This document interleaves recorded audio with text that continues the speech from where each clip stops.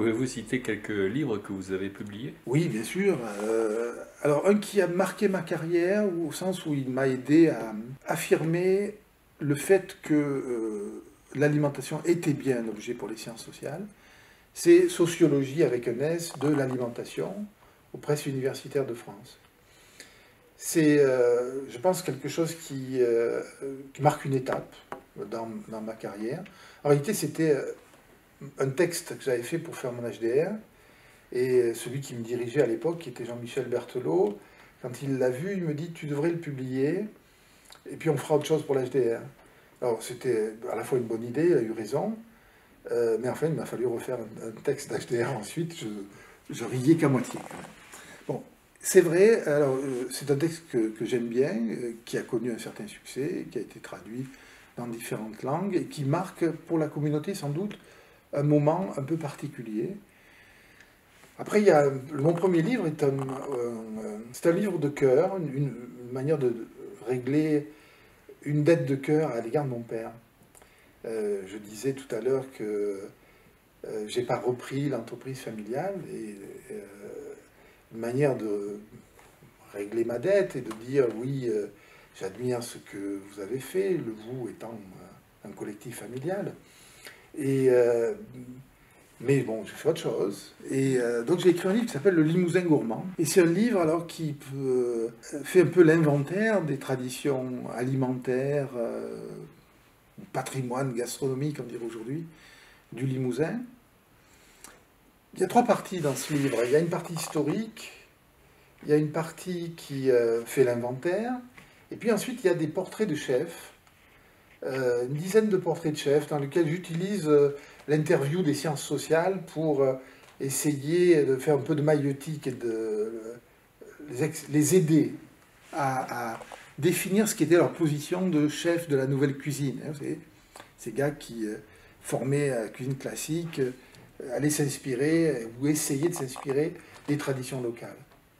Et là, pour moi, à la fois c'était une dette de cœur, mais ce livre a eu des effets. Tous les chefs en question, avant le livre, ils étaient tous périgourdins, auvergnats, berrichons, mais pas un ne prenait l'étendard limousin. Limousin, ça sentait la bouse, et c'était un pays sans gastronomie. Et puis, enfin, ce travail, et l'année d'après, ils étaient tous limousins. Non seulement ils étaient tous limousins, mais Charlot Rénal a publié un livre qui aurait eu aussi du succès. Il y a quelque chose qui s'est joué dans le Limousin sur le regard que les locaux ont eux-mêmes porté sur leur tradition gastronomique. D'autres livres y ont contribué, hein, mais bon, j'y ai amené ma pierre, et c'était une manière, mes parents travaillant dans ce milieu, et ayant pas mal d'amis, de la famille, également dans les métiers de bouche, c'était une manière de leur rendre hommage et de leur dire qu'on pouvait à la fois être fidèle à ce qu'ils avaient fait en devenant ce qu'eux ils appelleraient un intellectuel, et c'était pas forcément tous les jours un compliment dans leur bouche.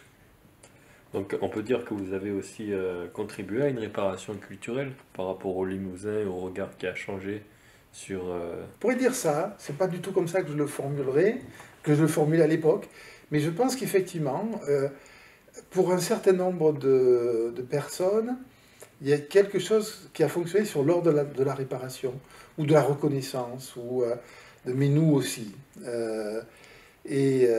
Parce que cette vision, vous savez, limoger quelqu'un, c'est le renvoyer hors du vrai jeu, de la vraie vie politique. Donc c'est vraiment le no man's land, c'est le non-lieu culturel. Et il y a eu, dans l'image du Limousin, des heures de gloire, hein, parce qu'il y a une langue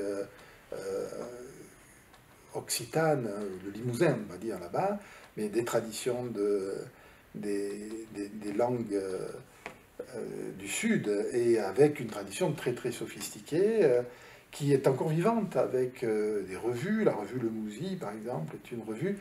On est dans un monde qui n'est pas le monde universitaire, mais il y a des érudits locaux. Voilà, il y a une tradition culturelle, mais cette tradition culturelle, elle est un peu décalée, elle n'est pas sous les feux de la rampe, Et la gastronomie limousine n'était pas sous les feux de la rampe du tout à cette époque. Ça y a contribué, peut-être à une réparation en effet.